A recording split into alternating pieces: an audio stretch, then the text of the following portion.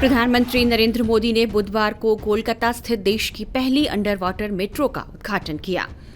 कोलकाता की under water metro का निर्माण हुगली नदी के नीचे किया गया है। पीएम मोदी के कोलकाता में होने की खबर मिलने के बाद हजारों की संख्या में उनके समर्थक और उनके चाहने वाले उनकी एक झलक पाने के लिए मेट्रो स्टेशन पर इकट्ठा हो गए। इस मौके पर हजारों की भीड़ ने मोदी मोदी और जय श्री राम के नारे भी लगाए।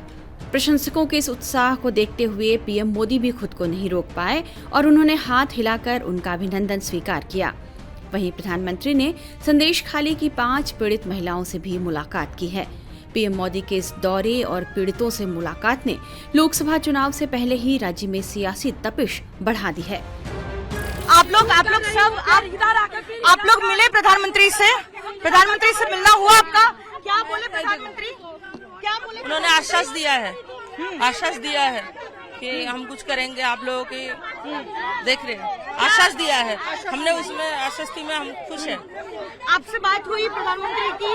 आप लोग गए थे अंदर? कौन कौन गए थे आप लोग? बात करने 5 जन गए थे। आश्वासन दिए उन्होंने? आपने क्या बोला, किस तरीके का अत्याचार हुआ? सारी बातें आपने बताई और कुछ कहा है कि आपको मदद की जाएगी? दीदी, आपने अपना जिस तरह से अत्याचार होता था आपने बात रखी प्रधानमंत्री के सामने? सर से मैंने सारे खुल के बताया। हमारा जमीन लूट, नारी की इज्जत लूट, हमारा नौकरी लूट, जो कुछ हुआ है, जो 100 दिन का पैसा जो अकाउंट में आता था, वो पैसे में से 10,000 अगर मानो आया किसी के पास तो उसमें से 500 रुपए रख के 9,500 पार्टी ऑफिस में देके आना पड़ता था। सारे सर को हमने बताया। हमारा इज्जत जो उन्होंने नीलाम किया है, जो वहाँ का लोकल नेताओं ने, सर को सारे हमने बताया है। सर ने आश्वासन दिया है हमें कि सब कुछ ठीक हो जाएंगे, सब कुछ ठीक कर देंगे। तो ये तमाम महिलाएं हैं, आप मिलने गई थी अंदर प्रधानमंत्री से मिलने, क्या बोला प्रधानमंत्री ने? सब व्यवस्था करबे बोलो, आश्वास दिलो, सही भाবে আমরা শুনে आपकी बात भी सुनी। तो ये जो आप देख रहे हैं, ये 5 महिलाएं हैं जो प्रधानमंत्री नरेंद्र मोदी से मिलकर आई हैं। ये तमाम महिलाएं संदेश खाली से आई थी। उन्होंने बताया कि आखिरकार किस कदर उन पर जो है गांव की महिलाओं पर अत्याचार होता था और रात को पार्टी ऑफिस में महिलाओं को बुलाया जाता था, जबरन लड़कियों को उठा लेकर जाते थे तृणमूल कांग्रेस के नेता, उनकी जमीन उनसे ले जाती थी। और ये तमाम महिलाएं उन्होंने अपनी बात रखी किस तरह से अत्याचार होता था और उनका कहना है कि प्रधानमंत्री नरेंद्र मोदी ने उन्हें जो है आश्वासन दिए हैं कि जो भी उनको मदद चाहिए वो तमाम मदद जो है उनके तरफ से और बीजेपी की तरफ से की जाएगी उनको। बारासात से वीडियो जर्नलिस्ट कौशिक दे के साथ पूजा मेहता, टाइम्स नाउ नव भारत। एक सप्ताह के भीतर प्रधानमंत्री नरेंद्र मोदी का यह दूसरा बंगाल दौरा था। पीएम मोदी 2 मार्च को ही बंगाल में 2 दिवसीय दौरा संपन्न कर लौटे थे, लेकिन मंगलवार की शाम को वे फिर कोलकाता पहुंचे। पीएम मोदी के बार बार हो रहे बंगाल दौरे ने टीएमसी और पश्चिम बंगाल के मुख्यमंत्री ममता बनर्जी की टेंशन बढ़ा दी है। टीएमसी ने तो पीएम मोदी के दौरे को लेकर अपनी नाराजगी भी जाहिर कर दी है। पीएम मोदी के पश्चिम बंगाल दौरे पर तृणमूल कांग्रेस सांसद सौगत राय ने कहा कि प्रधानमंत्री जानते हैं कि बंगाल में बीजेपी को ज्यादा सीटें नहीं मिलती हैं, इसी कारण से वे पश्चिम बंगाल के पीछे पड़े हैं। प्रधानमंत्री जानते हैं कि यहाँ उनको प्रभाव उतना नहीं है, बीजेपी को यहाँ ज्यादा सीट नहीं मिलता है, तो पूरा दम लगा के पश्चिम बंगाल के पीछे पड़े हैं। ये दुख की बात है, शर्म को भी, कि एक प्रधानमंत्री को एक हफ्ता में 3 बार चुनावी प्रचार में आना पड़ता है। ये दिखाता है कि प्रधानमंत्री का कोई भरोसा नहीं है पश्चिम बंगाल के बीजेपी नेताओं पर, इसलिए वो बार बार आ रहे हैं। लेकिन इससे कुछ नहीं होगा। यहाँ लोग ममता बनर्जी को पसंद करते हैं, प्रधानमंत्री को नहीं। तो प्रधानमंत्री जो भी करे कुछ खास नहीं होगा। सौगत राय भले ही यह कह रहे हों कि ममता बनर्जी राज्य में लोकप्रिय नेता हैं, लेकिन जानकार मानते हैं कि पश्चिम बंगाल में उत्तर 24 परगना जिले के संदेश खाली के मुद्दे पर मुख्यमंत्री ममता बनर्जी अभी बुरी तरह से घिरी हुई हैं।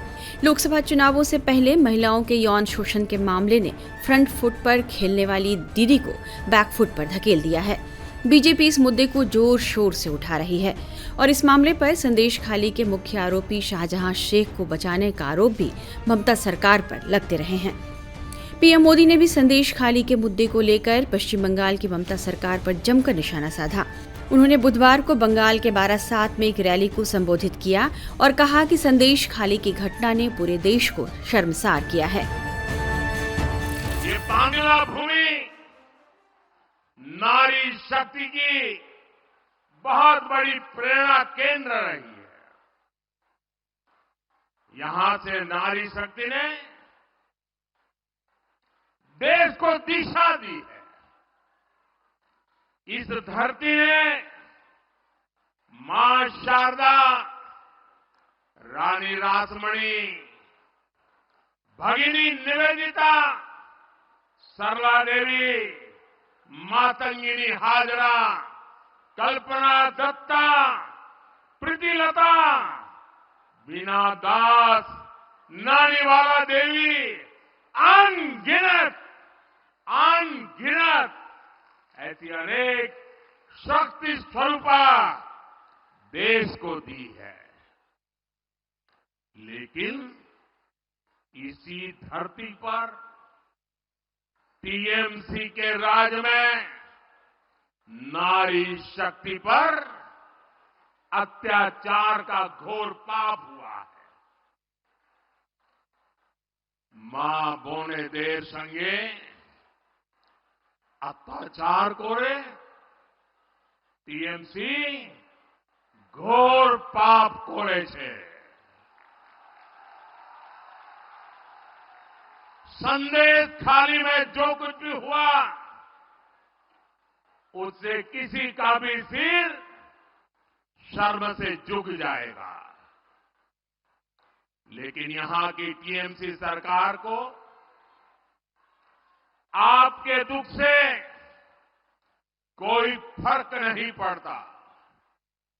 टीएमसी सरकार बंगाल की महिलाओं के गुनहगार को बचाने के लिए पूरी शक्ति लगा रही है। लेकिन पहले हाई कोर्ट और फिर सुप्रीम कोर्ट से भी राज्य सरकार को झटका लगा। पीएम मोदी ने जिस तरह से पश्चिम बंगाल में संदेश खाली के मुद्दे पर हुंकार भरी है, उससे राज्य में ममता बनर्जी के लिए यह बड़ी चुनौती बन सकती है। संदेश खाली में बड़ी संख्या में महिलाओं ने तृणमूल कांग्रेस के कद्दावर नेता शाहजहां शेख और उसके समर्थकों पर जमीन हड़पने और यौन उत्पीड़न करने का आरोप लगाया है। इस मुद्दे पर बीजेपी और राज्य की सत्तारूढ़ तृणमूल कांग्रेस ने एक दूसरे के खिलाफ हमलावर रुख अपनाया हुआ है, जो लोकसभा चुनाव में एक बड़ा मुद्दा बन सकता है। बीजेपी इस चुनाव में ममता बनर्जी को कड़ा मुकाबला देने की कोशिश में है। प्रधानमंत्री की रैली में हिस्सा लेने के लिए आज बड़ी संख्या में महिलाएं संदेश खाली से यहां पहुंची थी। रैली में जाने से पहले एक महिला ने क्या कहा, ये सुनिए। मोदी के पास जा रही हूँ। क्यों मांग रहा है नरेंद्र मोदी के? जैसे देश को शांति मांग रही हूँ, जैसे अपना वोट अपना देना पड़े, ऐसे ही जा रही हूँ। हम लोग को तो वोट नहीं देने देता है, तो फिर हम लोग जा रही हूँ उनके पास। जैसे अपना वोट अपना देना है, तो फिर अब देश शांति चाहिए। जैसे जो हमारा माँ बहन का जो इज्जत लूट लिया, वो नहीं होना चाहिए। 2019 के लोकसभा चुनाव में सबसे बड़ा उलटफेर पश्चिम बंगाल में ही देखने को मिला था।